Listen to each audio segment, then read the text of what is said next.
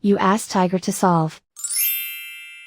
This deals with linear equations with one unknown. The final result is x equals 4/9. Let's solve it step by step. Simplify the expression. Expand the parentheses. Simplify the arithmetic.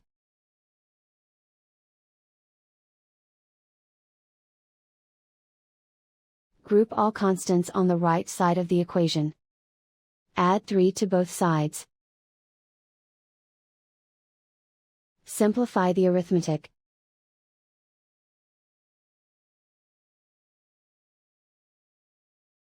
Isolate the x. Divide both sides by 9. Simplify the fraction. And so the final result is x equals 4/9.